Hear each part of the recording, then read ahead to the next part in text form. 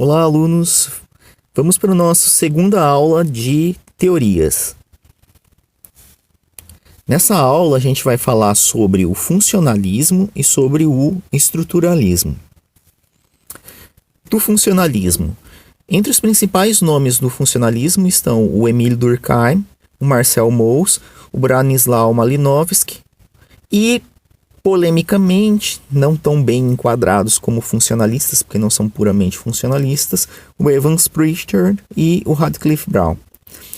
O Emile Durkheim, vocês com certeza devem já ter ouvido falar da sociologia, né? Durkheim ele é o fundador do funcionalismo na sociologia e também muito influente na antropologia. O Marcel Mauss, que é sobrinho do Emile Durkheim, e o Malinowski, que vai inovar toda a antropologia, né, e um funcionalista de referência. Qual que é a ideia principal da teoria funcionalista? Para os funcionalistas, uma cultura é como um organismo vivo, e os costumes, crenças e valores dessa cultura são como órgãos. Então eles fazem uma analogia entre cultura e organismo vivo.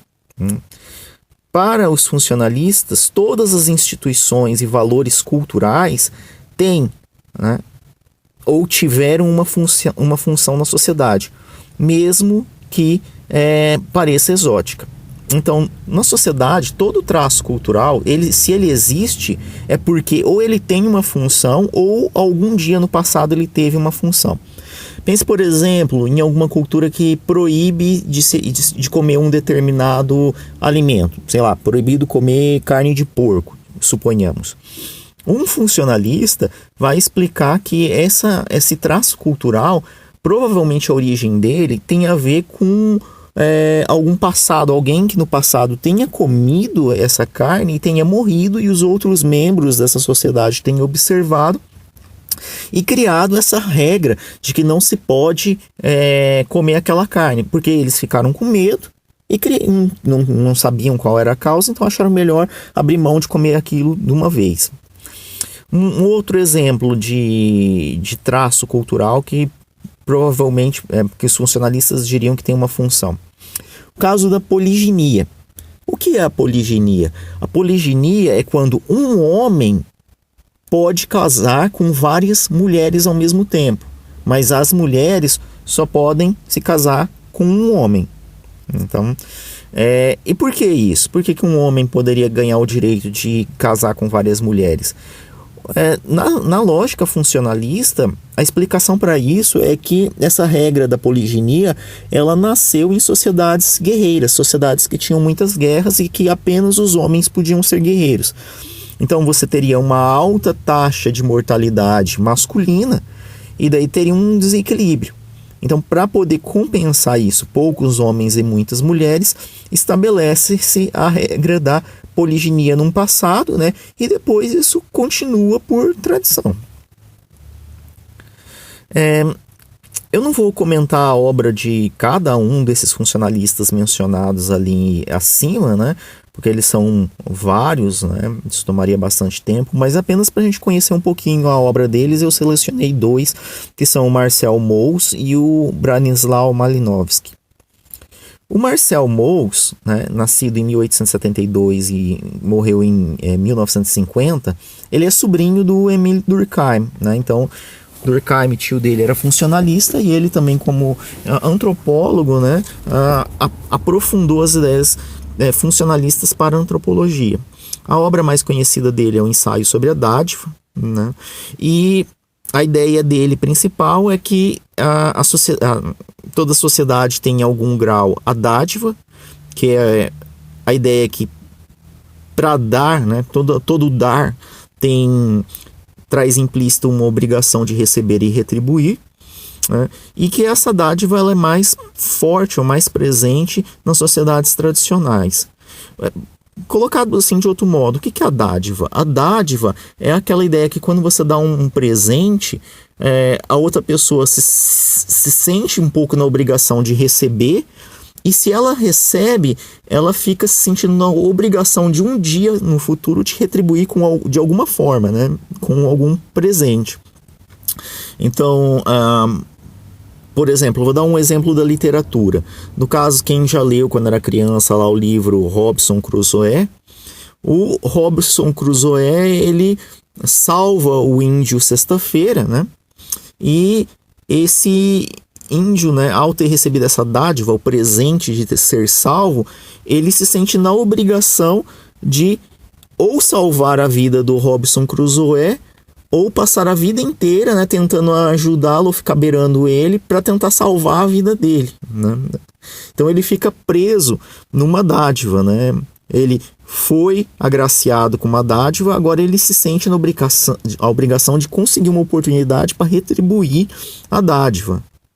Também tem um episódio engraçado naquele seriado Todo Mundo Odeia o Chris, que uma pessoa quer fazer uma festa de aniversário, não sei se era a Rochelle ou quem, para que ela quer fazer a festa, acho que ela queria fazer a festa de aniversário pro marido dela, o Júlio, porque ela, na realidade, não queria, não era que ela estava preocupada com ele, com o aniversário dele, mas ele queria que ele fizesse para ela, então por isso que ela fazia. Então também é um joguinho de dádiva. E o Marcel Mauss vai aplicar, e a dádiva sobrevive hoje, por exemplo, nos presentes de Natal, amigo secreto, etc. Só que essa dádiva ela é mais forte nas sociedades tradicionais, onde ela adquire, né, a dádiva ela pode significar vida ou morte, né?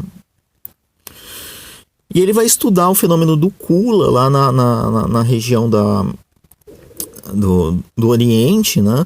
Que é um fenômeno em que as pessoas trocam sistematicamente colares de presente que não tem valor, que elas não podem ficar com esses colares, mas o dia de se encontrar para trocar esses colares acontece comércio, amizade, conversa, festa, etc., que é uma forma de interação social. Então a dádiva ela não é só por causa dos objetos trocados ou presenteados, mas ela gera toda uma comoção, né, em torno dessa troca de presentes.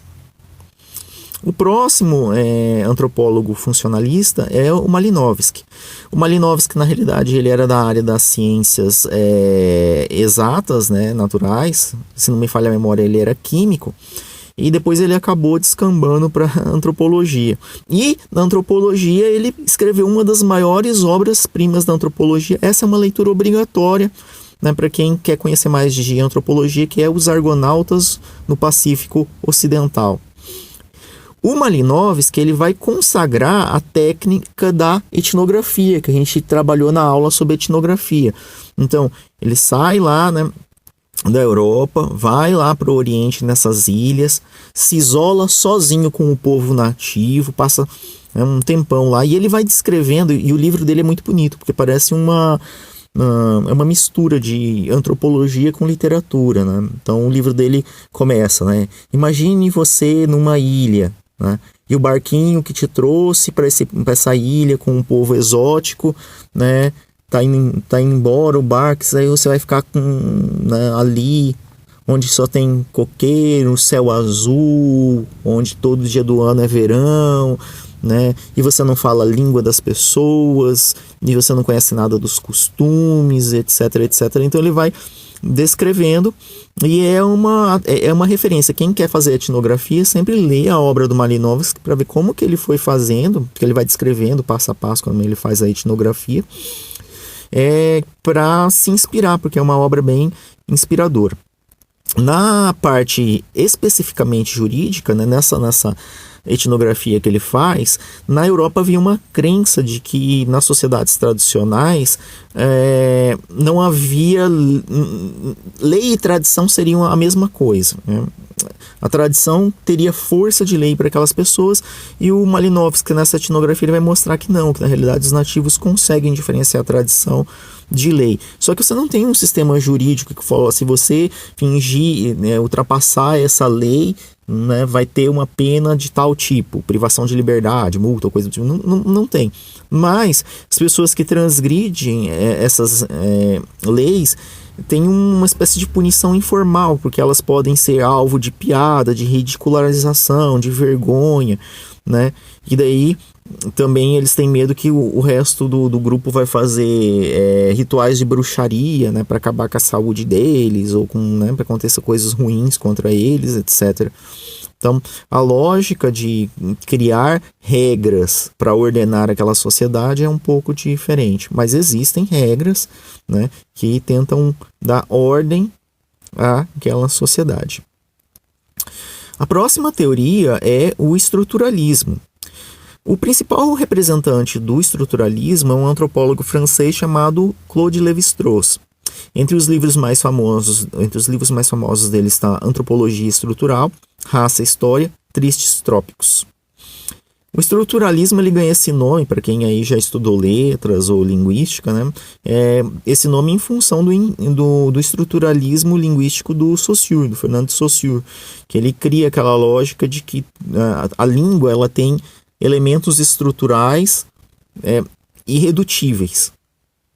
E assim, da mesma forma, o Lévi-Strauss vai achar que a cultura ela também tem uma estrutura, né, de base que é irredutível e que toda cultura ela tem um paralelo nessa estrutura. Então você pode estudar comparativamente as culturas, porque toda cultura tem uma estrutura e toda estrutura ela é comparável umas às outras. E você consegue ver essa estrutura a partir principalmente do estudo dos mitos deles e das relações de parentesco.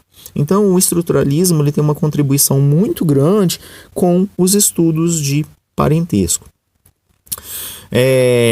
Aí tem algumas das terminologias ou das palavras utilizadas para entender a estrutura de parentesco, né, monogâmico ou poligâmico. Ou seja, monogâmico é quando, né, você tem um casal que tem exclusividade sexual.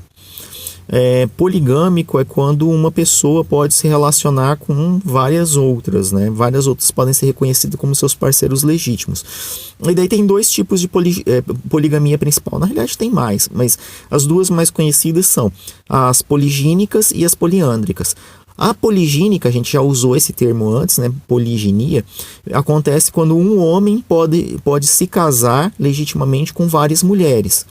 E as poliândricas acontece como uma mulher pode se casar legitimamente com vários homens, mas esses homens geralmente não podem casar com outra mulher. Então é o contrário. Das poligínicas, o exemplo são as sociedades islâmicas, né? Na religião muçulmana a poliginia é permitida, e as poliândricas elas estão em extinção, né? A última vez que eu chequei havia apenas 3 pequenas sociedades que a poliandria acontecia, né? E elas já estavam em processo de extinção. Outro termo utilizado nos estruturalismos é classificar sociedades entre matrilineares, patrilineares ou bilineares. As matrilineares, a descendência ela passa de mãe para prole. E já nas patrilineares, a descendência passa de pais para prole. Por exemplo, a sociedade brasileira 100 anos atrás ela era tipicamente patrilinear. Tanto que o sobrenome, isso se sobrevive na lógica dos sobrenomes, que os sobrenomes herdado era principalmente do pai. Já as bilineares são aquelas em que a geração seguinte herda elementos tanto dos pais quanto das mães. Eu acredito que a sociedade contemporânea está cada vez mais caminhando para a bilinearidade.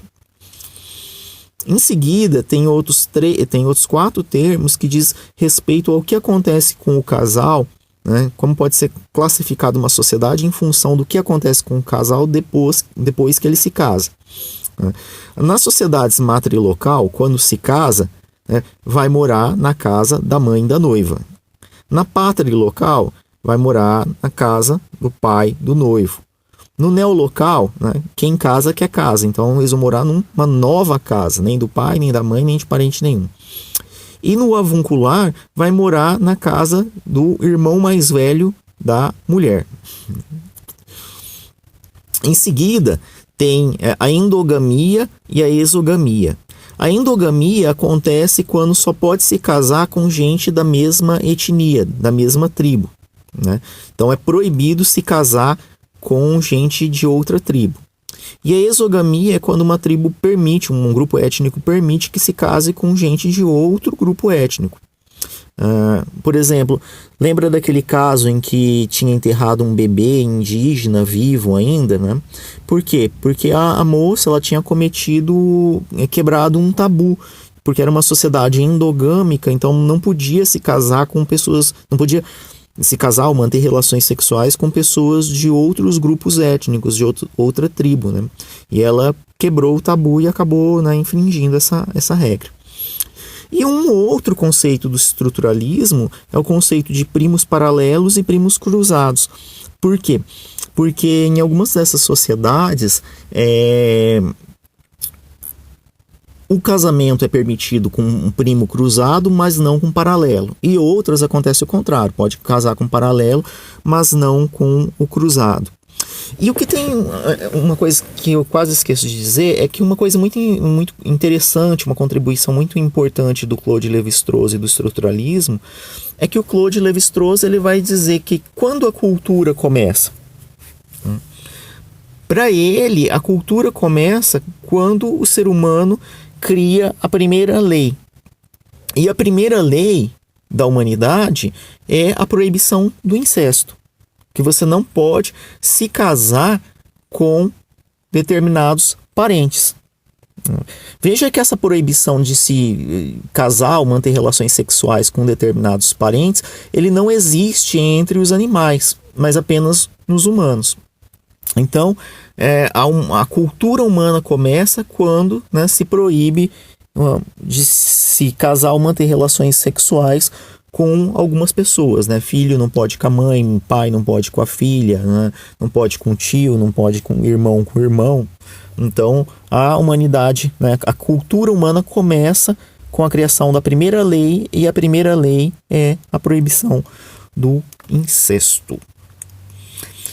Por fim, né, aqui eu peço para vocês pesquisar algo que não foi mencionado sobre o funcionalismo e o estruturalismo, né? E escrever nos comentários. Até a próxima. Um abraço.